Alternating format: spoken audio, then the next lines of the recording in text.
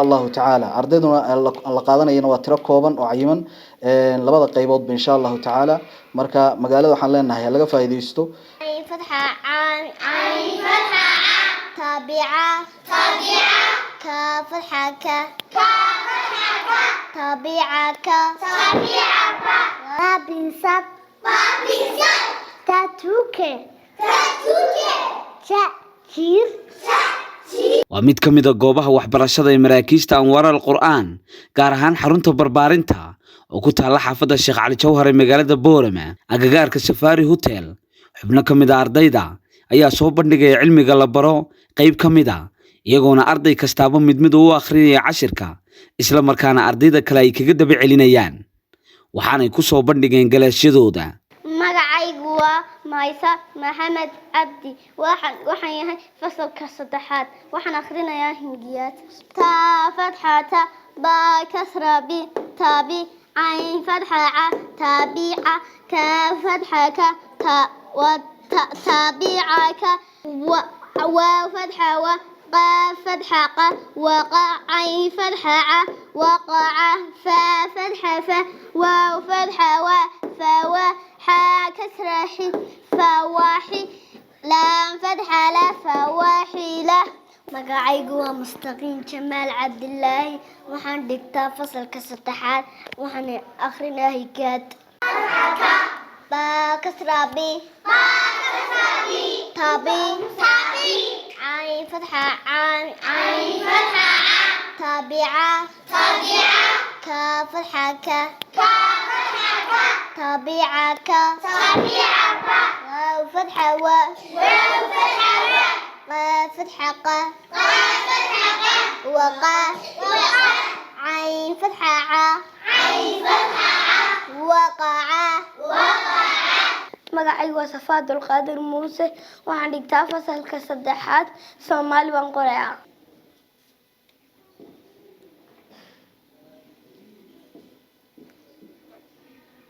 magacaygu waa Mas'uud Jamal Abdillah waxaan socdaa safarka saddexaad baan dhigtaa waxaan qorayaa xisaab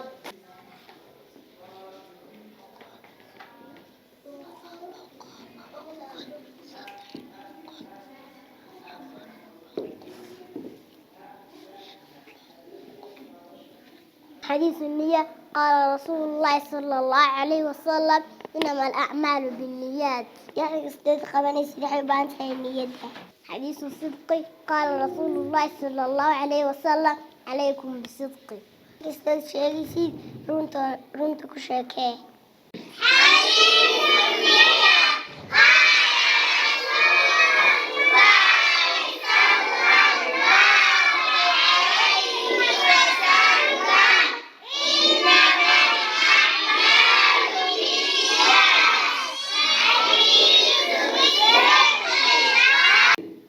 magacaygu waa Cabdibaasid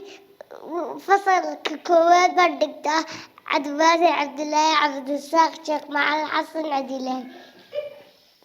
babisad tatuke jaajir xaaxoon khamiis daadoon raareer saasuun shimbir dadalo aano far ka qurux ka kursi